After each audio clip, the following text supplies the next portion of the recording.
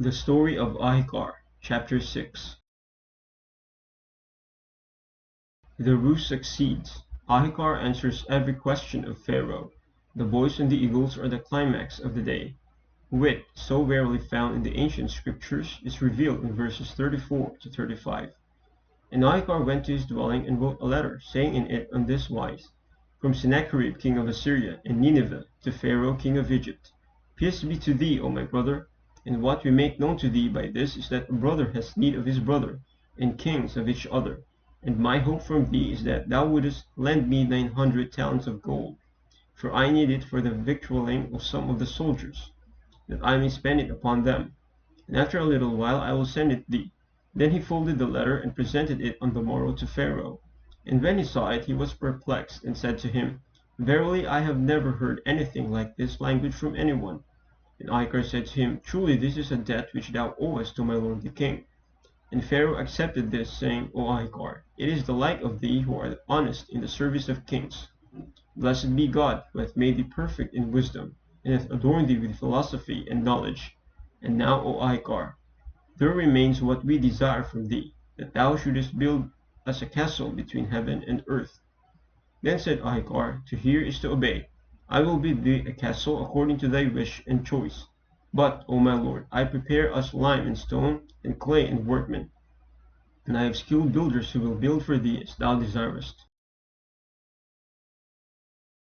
And the king prepared all that for him, and they went to a wide place, and Ahikar and his boys came to it, and he took the eagles and the young men with him. And the king and all his nobles went, and the whole city assembled, that they might see what Ahikar would do. Then Ahikar let the eagles out of the boxes, and tied the young men on their backs, and tied the ropes to the eagles' feet, and let them go in the air. And they soared upwards till they remained between heaven and earth. And the boys began to shout, saying, Bring bricks, bring clay, that we may build the king's castle, for we are standing idle. And the crowd were astonished and perplexed, and they wondered, and the king and his nobles wondered. And Ahikar and his servants began to beat the workmen, and they shouted for the king's troops, saying to them, Bring to the skilled workmen what they want, and do not hinder them from their work. And the king said to him, Thou art mad. Who can bring anything up to that distance? And Ahikar said to him, O my lord, how shall we build a castle in the air? And if my lord the king were here, he would have built several castles in a single day. And Pharaoh said to him, Go, O Ahikar, to thy dwelling, and rest, for we have given up building the castle, and tomorrow come to me. Then Ahikar went to his dwelling, and on the morrow he appeared before Pharaoh. And Pharaoh said, O Ahikar, what use is there of the horse of thy lord? For when he neighs in the country of Assyria and Nineveh, and our mares hear his voice, they cast their young. And when Ahikar heard this speech, he went and took a cat, and bound her, and began to flog her with a violent flogging, till the Egyptians heard it. And they went and told the king about it. And Pharaoh sent to fetch Ahikar, and said to him, O Ahikar, wherefore dost thou flog thus, and beat that dumb beast?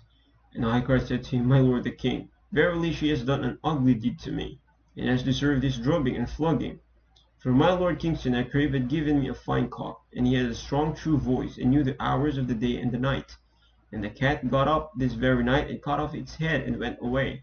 And because of this deed I have treated her to this drubbing. And Pharaoh said to him, O Ahikar, I see from all this that thou art growing old, and art in thy dotage. For between Egypt and Nineveh there are 68 parasangs. And how did she go this very night, and cut off the head of thy cock, and come back? And Ahikar said to him, O my lord, if there were such a distance between Egypt and Nineveh, how could thy mares hear when my lord the king's horse neighs and cast their young?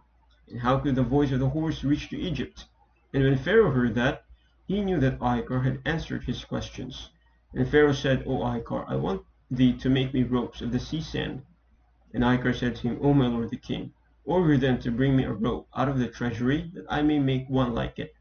And Ahikar went to the back of the house, and bored holes in the rough shore of the sea, and took a handful of sand in his hand, sea sand. And when the sun rose and penetrated into the holes, he spread the sand in the sun till it became as if woven like ropes. And Ahikar said, Command thy servants to take these ropes, and whenever thou desirest it, I will weave thee some like them. And Pharaoh said, O Ahikar, we have a millstone here, and it has been broken, and I want thee to sew it up. And Ahikar looked at it, and found another stone. And he said to Pharaoh, O my lord, I am a foreigner, and I have no tool for sewing. But I want thee to command thy faithful shoemakers to cut holes from this stone, that I may sew that millstone. Then Pharaoh and all his nobles laughed, and he said, Blessed be the Most High God, who gave thee this wit and knowledge. And when Pharaoh saw that Ahikar had overcome him, and returned him his answers, he at once became excited, and commanded them to collect for him 3 years' taxes, and to bring them to Ahikar. And he stripped off his robes, and put them upon Ahikar, and his soldiers and his servants, and gave him the expenses of his journey. And he said to him, Go in peace, O strength of his lord, and pride of his doctors. Have any of the sultans thy like? Give my greetings to thy lord King Sennacherib, and say to him how we have sent him gifts, for kings are content with little. Then Ahikar arose, and kissed King Pharaoh's hands, and kissed the ground in front of him, and wished him strength and continuance, and abundance in his treasury, and said to him, O my lord, I desire from thee that none of our countrymen may remain in Egypt. And Pharaoh arose and sent heralds to proclaim in the streets of Egypt that not one of the people of Assyria or Nineveh should remain in the land of Egypt, but that they should go with Ahikar. Then Ahikar went and took leave of King Pharaoh, and journeyed, seeking the land of Assyria and Nineveh. And he had some treasures and a great deal of wealth. And when the news reached King Sennacherib that Ahikar was coming, he went out to meet him, and rejoiced over him exceedingly with great joy, and embraced him and kissed him, and said to him, Welcome home, O kinsman, my brother Ahikar, the strength of my kingdom, and pride of my realm. Ask what thou wouldest have from me, even if thou desirest the half of my kingdom and of my possessions. Then said Ahikar unto him, O my lord the king, live for ever. Show favor, O my lord the king, to Abu Samit in my stead, for my life was in the hands of God and in his. Then said Sennacherib the king, Honor be to thee, O my beloved Ahikar. I will make the station of Abu Samit the swordsman higher than all my privy councillors and my favorites. Then the king began to ask him how he had got on with Pharaoh from his first arrival until he had come away from his presence, and how he had answered all his questions, and how he had received the taxes from him, and the changes of raiment and the presents. And Sennacherib the king rejoiced with a great joy, and said to Ahikar, Take what thou wouldest fain have of this tribute, for it is all within the grasp of thy hand. And Ahikar said, Let the king live forever. I desire naught but the safety of my lord the king, and the continuance of his greatness. O my lord, what can I do with wealth and its like? But if thou wilt show me favor, give me Nadin, my sister's son, that I may recompense him for what he has done to me, and grant me his blood, and hold me guiltless of it. And Sennacherib the king said, Take him, I have given him to thee. And Ahikar took Nadin his sister's son, and bound his hands with chains of iron, and took him to his dwelling, and put a heavy fetter on his feet, and tied it with a tight knot. And after binding him thus, he cast him into a dark room, beside a retiring place, and appointed Nebuha a sentinel over him, to give him a loaf of bread and a little water every day.